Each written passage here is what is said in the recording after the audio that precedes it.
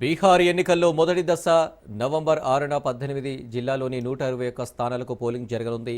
తేజస్వి యాదవ్, సామ్రాట్ చౌదరి, విజయ్ సిన్హా వంటి ముఖ్యులు తలరాతను ఓటర్లు డిసైడ్ చేస్తారు. మొదటి దశలో 1314 మంది అభ్యర్థులు బరిలో ఉండగా వారి భవిష్యత్తును 3.75 కోట్ల మంది ఓటర్లు నిర్ణయించనున్నారు. మొత్తం 243 సీట్లు ఉన్న బీహార్ అసెంబ్లీలో 121 స్థానాల్లో మొదటి దశ ఎన్నికలు జరగనున్నాయి. ఈ ఎన్నికల్లో 4.58 లక్షల మంది ఓటర్లతో అత్యధిక సంఖ్యలో ఓటర్లున్న నియోజకవర్గంగా దిగా నిలవగా అత్యల్పంగా షేక్పురా జిల్లాలోని బార్బీగా నిలిచింది. 45,341 పోలింగ్ స్టేషన్లలో ఓటింగ్ జరుగుతుంది. వీటిలో ఎక్కువ భాగం గ్రామీణ ప్రాంతాల్లో ఉన్నాయి. గ్రామీణ ప్రాంతాల్లోని 36,733 బూతులలో మొదటి దశ ఓటింగ్ జరుగుతుంది.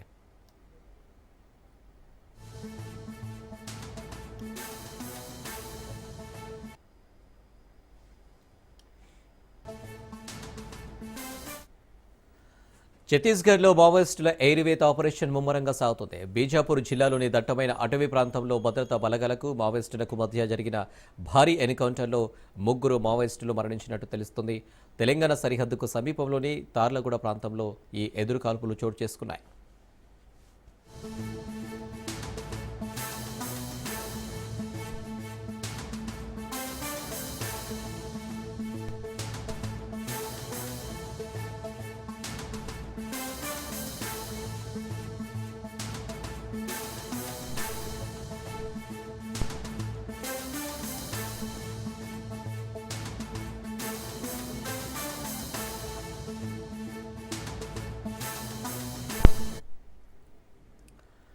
అన్నారం, మరిమల్ల గ్రామాల మధ్య అటవీ ప్రాంతంలో మావోయిస్టుల కదలికలపై నిఘా వర్గాల నుంచి పక్కా సమాచారం అందింది. దీంతో డీఆర్జీ స్పెషల్ టాస్క్ ఫోర్స్ బృందాలు సంయుక్తంగా కూంబింగ్ ఆపరేషన్ చేపట్టాయి.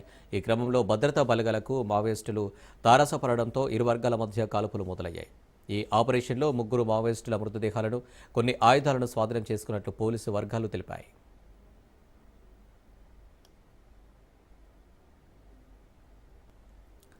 రవాణా శాఖ గౌరవాన్ని పెంపొందించాలని, రోడ్డు భద్రత విషయంలో ప్రజలకు అవగాహన కల్పించాలని మంత్రి పొన్నం ప్రభాకర్ రవాణా శాఖ అధికారులకు సూచించారు. యూనిసెఫ్ ఆధ్వర్యంలో హోటల్ మెర్క్యూరీలో ఆర్టీఏ నాన్ అఫీషియల్ మెంబర్స్ కోసం నిర్వహించిన శిక్షణ కార్యక్రమంలో పాల్గొన్నారు మంత్రి పొన్నం. ఈ సందర్భంగా ఆయన మాట్లాడుతూ స్కూళ్లు, కాలేజీల్లో రోడ్డు నిబంధనలపై వ్యాసరచన పోటీలు, ర్యాలీలు, కరపత్రాల పంపిణీ చేయాలని సూచించారు. కర్నూలు, చేవెళ్ల బస్సు ప్రమాదాల నేపథ్యంలో జాగ్రత్త చర్యలు తీసుకోవాలని అధికారులకు స్పష్టం చేశారు.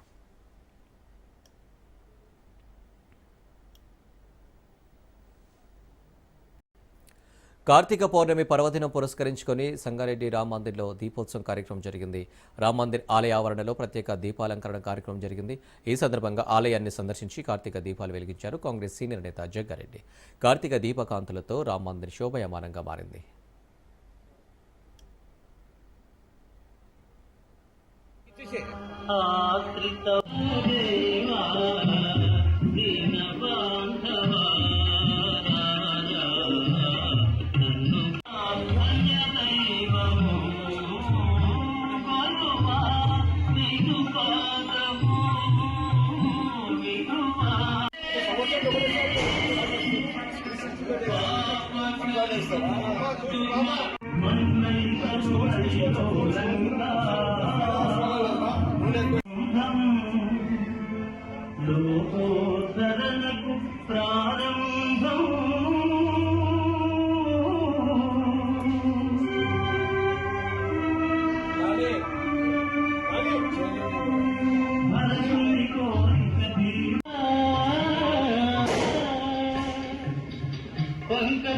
కామారెడ్డి జిల్లా బాన్సువాడ పట్టణంలోని కల్కి చెరువుల ఉచిత చేప పిల్లలను ఎమ్మెల్యే పోచారం శ్రీనివాసరెడ్డి విడుదల చేశారు.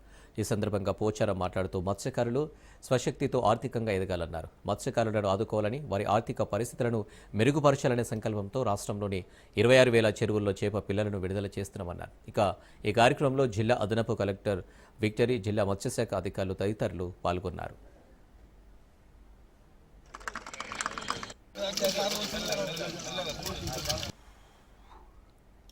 కార్తీక పౌర్ణమి నాడే మనం చేపలు వేసుకున్నాం. మంచి రోజు. ఇంతకుముందు చాలా విషయాలు చాలా పెద్ద మనుషులు మాట్లాడారు, నేను కూడా చాలా సార్లు చెప్పాను. ఇక్కడ అన్నిటికీ మూలం మన కాళ్ళ మీద మనం నిలబడడమే అన్నిటికంటే పెద్ద మూలం. కార్మికులను ఆదుకోవాలని, వారి ఆర్థిక పరిస్థితులను మెరుగుపరచాలని ఒక సంకల్పంతో రాష్ట్రంలో ఉన్నటువంటి 26,000 చెర్లలో 100 కోట్ల చేప పిల్లలను 100% సబ్సిడీతో ఉచితంగా 100% సబ్సిడీతో చేప పిల్లలను చెరువులలో వదిలిపెట్టేటువంటి కార్యక్రమంలో భాగంగా మన బాన్స్వాడ గ్రామ కరికి చెరువులో 1,71,000 చేప పిల్లలను మన్యం జిల్లా గరుగుబిల్లి మండలం తోటపల్లి రిజర్వాయర్లలో 10 లక్షల చేప పిల్లలను విడుదల చేశారు ఎమ్మెల్యే జగదీశ్వరి. ఈ సందర్భంగా ఎమ్మెల్యే మాట్లాడుతూ మత్స్యకారులను ఆర్థికంగా బలోపేతం చేసేందుకు కూటమి ప్రభుత్వం కృషి చేస్తుందన్నారు. ఐటీడీఏ డ్యాం వద్ద ఏర్పాటు చేసిన పార్కును మరింత అభివృద్ధి చేస్తామన్నారు. అలాగే బోట్ షికార్ను కూడా పునఃప్రారంభించి పర్యాటక రంగం ద్వారా స్థానిక యువతకు ఉపాధి కల్పిస్తామన్నారు. రాష్ట్ర అభివృద్ధి, ప్రజల సంక్షేమమే ధ్యేయంగా CM Chandrababu, deputy CM Pawan Kalyan నేతృత్వంలో కూటమి ప్రభుత్వం పనిచేస్తుందన్నారు.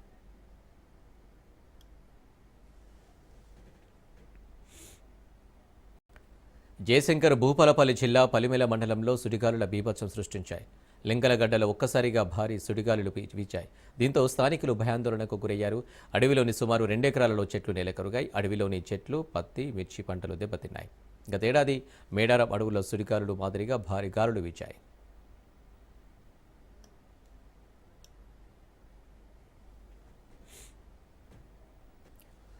అనంతపురం సింగనమల నియోజకవర్గం పుట్లూరులో పెను ప్రమాదం తప్పింది. పుట్లూరు మోడల్ జెడ్పీ స్కూళ్లకు చెందిన విద్యార్థులను ఎక్కించుకొని మడ్డిపల్లికి బయలుదేరింది ఆర్టీసీ బస్సు. చింతకుంట వద్ద స్టీరింగ్ స్టక్ అవ్వడంతో అదుపు తప్పి ఆర్టీసీ బస్సు పొలాల్లోకి దూసుకెళ్లింది. ఎవరికి ఎలాంటి ప్రమాదం జరగకపోవడంతో అందరూ ఊపిరి పీల్చుకున్నారు.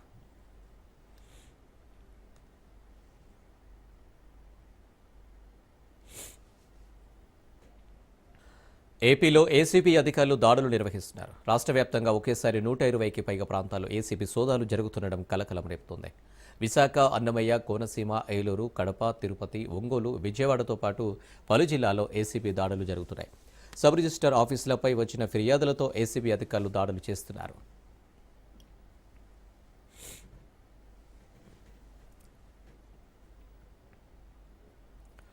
తిరుపతి జిల్లా రేణిగుంట సబ్ రిజిస్ట్రార్ కార్యాలయంలో ఏసీబీ తనిఖీలు చేస్తుంది. రిజిస్ట్రేషన్ పత్రాలు, రికార్డులు పరిశీలిస్తున్నారు అధికారులు. అనుమానాస్పద ఫైళ్లు స్వాధీనం చేసుకున్నారు అధికారులు. లంచం, అక్రమ రిజిస్ట్రేషన్పై ఫిర్యాదులు రావడంతో సంబంధిత సిబ్బందిని ఏసీబీ అధికారులు ప్రశ్నించారు. రికార్డుల పరిశీలన తర్వాత నివేదిక సిద్ధం చేయనున్నారు అధికారులు.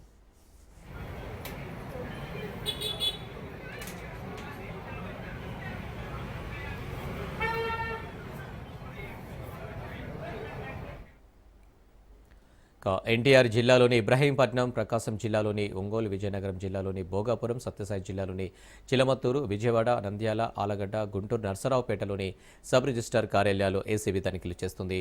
ఆఫీసర్లను బయటకు పంపించే రికార్డులు తనిఖీ చేస్తున్నారు.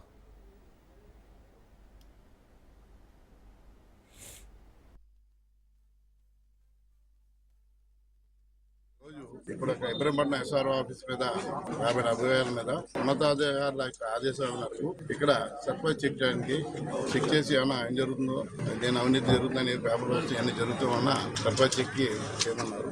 దాని మీద ప్రొసీడింగ్స్ ప్రస్తుతం జరుగుతూ ఉన్నాయి. ఇక్కడ కార్యక్రమం జరుగుతుంది. దాంట్లో భాగంగా ఇప్పుడు వచ్చారు. తదుపరి అయిపోయిన తర్వాత మీకు ఏమైనా ఉంటే వివరాలు తెలియపరుస్తారు. ఉన్నాయి కదా క్లిప్పింగ్స్ మీద రాబడి దాని మీద సర్ప్రైజ్ చెక్ చేసి ఇక్కడ ఏం జరుగుతుందో వెరిఫై చేస్తాను. సరిగ్గా ప్రాపర్గా జరుగుతుందా లేదా, ఏమన్నా జరుగుతుందా, ఇంకో రకంగా అన్ని జరుగుతుందని చూసి వెరిఫై చేస్తాను. తెలిసిన తర్వాత మీకు చెప్తాను. లేదు కంప్లైంట్ ఏం రాదు. కంప్లైంట్ ఏం లేదు. కంప్లైంట్ మీద వేస్తే ఇంక వేరే ఉంటుంది. కంప్లైంట్ కాదు, వెరిఫై చేస్తాం. దీంట్లో నా పేరు బివి సుబ్బారావు, డిజిగ్నేషన్ డిఎస్పీ అండి. నేను విజయవాడ రేంజ్ డిఎస్పీ. నా పేరు బి రమేష్ బాబు, ఒంగోలు ఏసీబీ సిఐనండి. ఆంధ్రప్రదేశ్ ఏసీబీ డీజీ గారి ఉత్తర్వుల మేరకు, పై అధికారుల ఉత్తర్వుల మేరకు ఈ రోజు ఇక్కడ సర్ప్రైజ్ చెక్ చేయడం జరుగుతుంది. సబ్ రిజిస్టర్ ఆఫీస్లో రికార్డులు ప్లస్ వాళ్ళ దగ్గర ఉన్న డబ్బులు ఇవన్నీ చెక్ చేస్తున్నాం, వెరిఫై చేస్తున్నాము. కింద పైనుంచి ఎవరో కిందకి ఒక 30,000 రూపాయలు విసిరేయడం జరిగింది. కూడా రికవర్ చేశాము. మధ్యవర్తుల సమక్షంలో ఇవన్నీ జరుగుతూ ఉంటాయి. వీటి పూర్తి సమాచారం మీకు సాయంత్రం 5 గంటలకి మొత్తం ఇస్తాం. అది వెరిఫై చేస్తున్నాం, చెక్ చేస్తున్నాం. ఇంకా అంటే వాళ్ళ దగ్గర కొంతమంది దగ్గర డబ్బులు దొరికినాయి. అవి వాళ్ళు అకౌంట్లో మెన్షన్ చేశారా లేదా అవన్నీ చూస్తున్నాం. అది ఎవరు ఇచ్చినా కంప్లైంట్ ఇచ్చినా ఇప్పుడే తీసుకొని కేసు కడతాం వాళ్ళ మీద. ఇక్కడే ఓపెన్ గానే అడిగాం వాళ్ళని, ఎవరు ముందుకు రాలేదు. ఎవరిచ్చినా కంప్లైంట్ ఇచ్చినా వాళ్ళ మీద కేసు కడతాం, రిజిస్టర్ చేస్తాం. ఇది సర్ప్రైజ్ స్టేట్ వైడ్ జరుగుతా ఉంది, రాష్ట్రం మొత్తం జరుగుతుంది. వనపర్తి జిల్లా కేంద్రంలోని గణేష్ నగర్ కాలనీకి చెందిన భర్త కురుమూర్తి వివాహేతర సంబంధానికి అడ్డుగా ఉన్నాడని ప్రియుడు నందిమల్ల శ్రీకాంత్తో కలిసి భార్య నాగమణి దారుణంగా హత్య చేసి శ్రీశైలం డ్యాంలో పడేసిన ఘటన ఇటీవల చోటు చేసుకుంది. తాజాగా ఈ కేసులో నిందితులను అదుపులోకి తీసుకుని విచారించగా నిజం ఒప్పుకున్నారని ఎస్పీ రావుల గిరిధర్ తెలిపారు. మృతుడు కురుమూర్తి చెల్లెలు చెన్నమ్మ ఫిర్యాదుతో కేసు దర్యాప్తు చేపట్టారు. మృతుడు భార్యపై అనుమానం రావడంతో ఆమెను అదుపులోకి తీసుకుని విచారించగా అసలు విషయం బయటపడిందన్నారు. ప్లాన్ ప్రకారమే కురుమూర్తిని హత్య చేసి శ్రీశైలం డ్యాంలో శవాన్ని విసిరేసినట్లు ఎస్పీ తెలిపారు.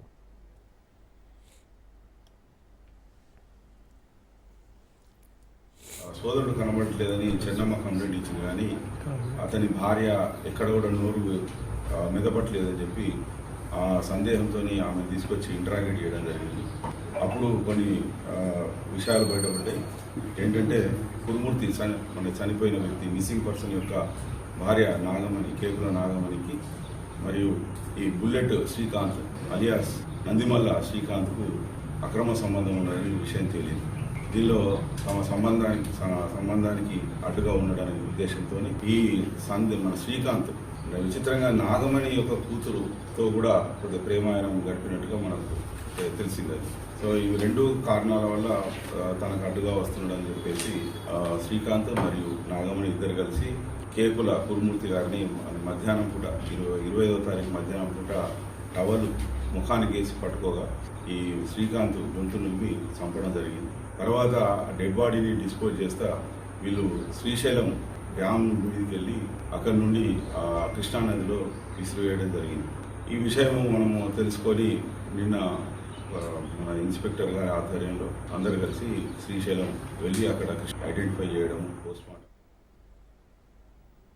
ఢిల్లీలో జరుగుతున్న సైన్స్ ఎక్స్పో కార్యక్రమానికి ఏపీలో ఉన్న 52 ప్రభుత్వ పాఠశాలలోని విద్యార్థులను తీసుకెళ్లనున్నారు.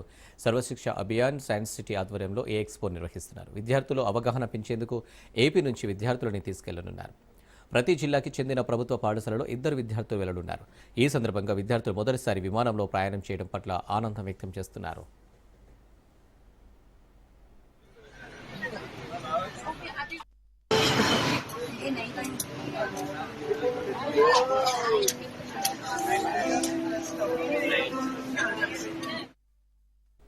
ఢిల్లీలో జరుగుతున్న సైన్స్ ఎక్స్పో కార్యక్రమానికి ఏపీలో ఉన్న 52 ప్రభుత్వ పాఠశాలలోని విద్యార్థులను తీసుకెళ్లనున్నారు. సర్వశిక్ష అభియాన్ సైన్స్ సిటీ ఆధ్వర్యంలో ఈ ఎక్స్పో నిర్వహిస్తున్నారు.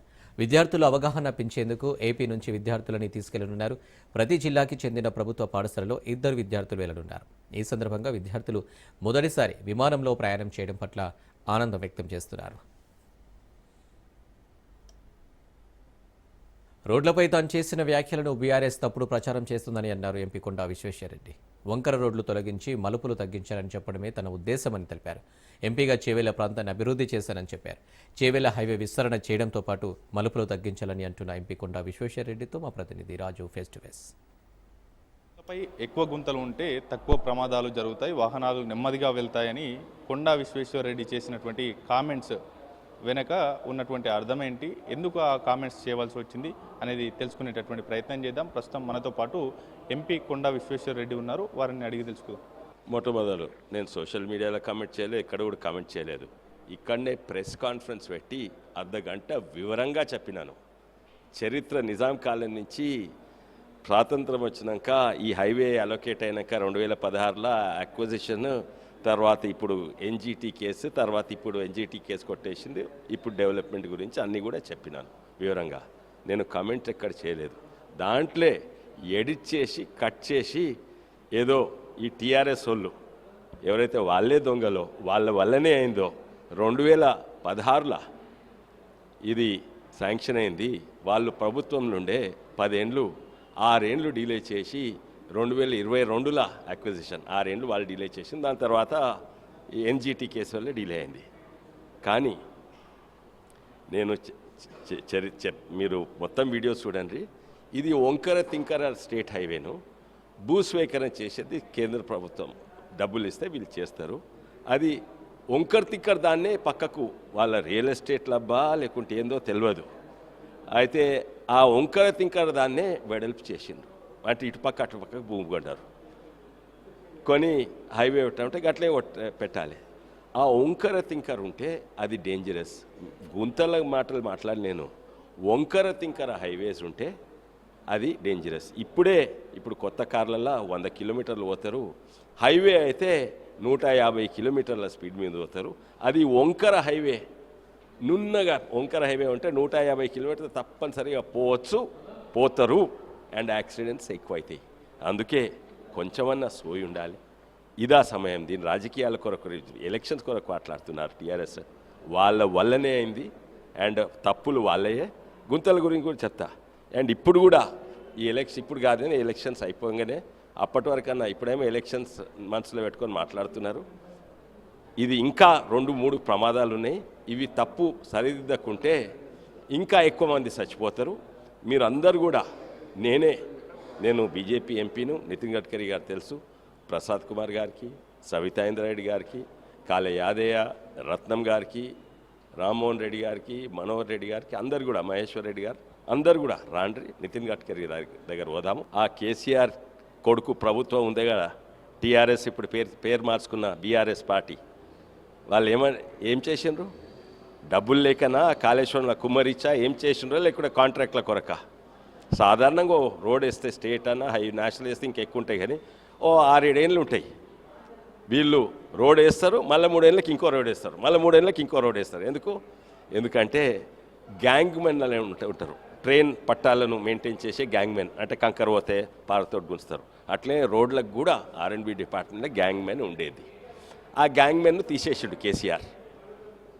గ్యాంగ్ మెన్ ఏం చేస్తారు? చిన్న గుంతుంది అనుకోండి, ఆ గుంతలో చూడంగానే వాళ్ళతో మట్టి అన్నీ నింపుతారు, కంకరనని నింపుతారు, లేకుంటే డాంబర్ కంకరనని నింపుతారు.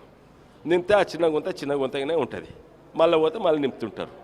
కానీ అది నింపకుంటే అది పెద్ద, దాని మీద ట్రక్లు కార్లు పోతుంటే చిన్న గుంత పోయి పెద్ద గుంట అవుతుంది, ఇంకా రోడ్లు నడపరాకుంట అవుతుంది. కొత్త హైవే వేయాలి. ఇప్పుడు వికారాబాద్ నుంచి తాండూరు ఇప్పటి వరకు 3 సార్లు వేసిండ్రు. 3 ఏళ్ళకి ఒకసారి హైవే, 3 ఏళ్ళకి ఒకసారి కాంట్రాక్ట్ అంటే వాళ్ళకి పండుగ, కాంట్రాక్ట్ అంటే వాళ్ళకి కమిషన్. అయితే శంకర్పల్లి, నవాబ్పేట్, వికారాబాద్ రోడ్ చూడండి ఎంత ఘోరంగా ఉంది. మరపల్లి రోడ్ చూడండి, మోహన్పేట్ మరపల్లి ఎంత ఘోరంగా ఉంది. కోట్పల్లి మోహన్పేట్ చూడండి ఎంత ఘోరంగా ఉంది. అది ఒక్కసారి కాదు, 2-3 సార్లు వేసిన ఇవి. అయితే గ్యాంగ్మెన్లు తీసిండ్రు. దానివల్ల రోడ్లు కూడా ఉన్న కొత్త రోడ్లా లేవు. వేసేటవన్నీ కేంద్రమే వేస్తుంది. నేషనల్ హైవేస్ అన్నా, సెంట్రల్ రోడ్ ఫండ్స్ అన్నా, ప్రధానమంత్రి గ్రామ్ సడక్ యోజన అన్నా, లేకుండా నా ఎంపీ ల్యాడ్స్, నేను ఇచ్చిన రోడ్స్ ఏ ఎంపీ ఇవ్వలేదు. ఎందుకంటే ఎంపీకి ఓన్లీ 5 కోట్లు ఉంటే 11 కోట్లు తక్కువ ఉంటాయి. ఇచ్చినాను, అది వికారాబాద్ ఈ ప్రాంతంలో ఇచ్చినాను.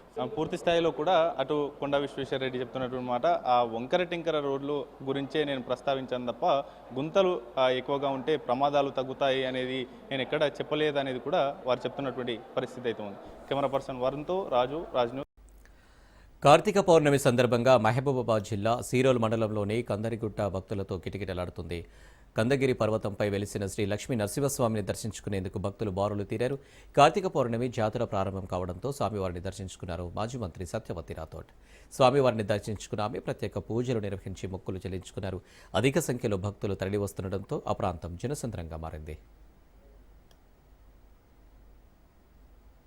ఈ ప్రాంతం సుభిక్షంగా ఉండాలని, ప్రజలందరూ సుఖ సంతోషాలతో ఉండాలని మనస్ఫూర్తిగా భగవంతుని ప్రార్థించాను. అందరినీ అలాగే చల్లటి దీవెనలు ఉండాలని మరి కోరుకున్నాను. మొన్ననే నాకు 56 ఏళ్ళు నిండినాయి. నాకు తెలిసి 5-6 ఏళ్ల నుంచి, నేను పుట్టి 5-6 ఏళ్ల తర్వాత ప్రతి సంవత్సరం అంటే 50 ఏళ్ళుగా కందికొండ లక్ష్మీనరసింహ స్వామిని దర్శించుకుంటున్నాం. స్వామి అనుగ్రహంతో ఇక్కడి వరకు రావడం జరిగింది. ఏర్పాట్లు చాలా చక్కగా చేసిండ్రు. గొప్పగా చేసిన కలెక్టర్ గారికి, ఎస్పీ గారికి, వచ్చే భక్తులకు అన్ని సౌకర్యాలు అందిస్తున్న 50 మంది అధికారులందరికీ మనస్ఫూర్తిగా అభినందిస్తున్నాను. ఈ ప్రాంతం సుభిక్షంగా ఉండాలని, ప్రజలందరూ సుఖ సంతోషాలతో ఉండాలని మనస్ఫూర్తిగా భగవంతుని ప్రార్థించాను. అందరినీ అలాగే ఎన్నికల కమిషన్పై కాంగ్రెస్ అగ్రనేత రాహుల్ గాంధీ తీవ్ర విమర్శలు చేశారు. ఓట్ల దొంగలను ఈసీ కాపాడుతూ ప్రజాస్వామ్యాన్ని ధ్వంసం చేస్తుందని ఆరోపించారు. 2024 హర్యానా ఎన్నికల్లోనూ ఓట్ల చోరు జరిగిందని ఆరోపించారు. దీనికోసం బీజేపీ నేతలు అనేక వ్యవస్థలను వినియోగించి 25 లక్షల ఓట్లను దొంగలించారన్నారు. ఎన్నికల్లో పోలైన మొత్తం ఓట్లలో దాదాపు 12.5% నకిలీవేనన్నారు. హర్యానా ఎన్నికల్లో బ్రెజిల్కు చెందిన ఓ మోడల్కు కూడా 26 ఓట్లు ఉన్నాయని తెలిపారు. And as I've said multiple times, I take what I'm saying on this stage very seriously. I'm questioning the Election Commission. I'm questioning the democratic process in India. So I'm doing it with 100% proof. So we are pretty sure that a plan was put in motion to convert Congress's landslide victory into a loss. And the result was... मैंने शुरू से ये कहा है कि Bharatiya Janata party एक तरफा सरकार बना रही है. हमारे पास सारी व्यवस्थाएं हैं, आप चिंता मत करिए. Now, please notice the smile on his face. And please notice the word Vyavastha. What exactly is the Vyavastha that the Chief Minister of Haryana is talking about? This is 2 days after the election, when everybody is saying that the Congress party is sweeping the election, when every indicator is that the Congress party is going to win, all the polls, all the exit polls are saying it, and this gentleman is very sure and is smiling that the BJP has some vyavastha that is going to show itself. Play that again. Look at the smile. मैंने शुरू से ये कहा है Please कि look at the smile. Bharatiya Janata party एक तरफा सरकार बना रही है. हमारे पास सारी व्यवस्थाएं हैं, आप चिंता मत करिए. To put it into perspective, after all this, the end result was Congress lost the Haryana election by 22,000 votes. To give you a sense of how close it actually became. There are 8 seats here. These are the seats. If you add up the votes, 22,000 votes was the difference between us and them. Total difference in votes between Congress party and BJP, 1.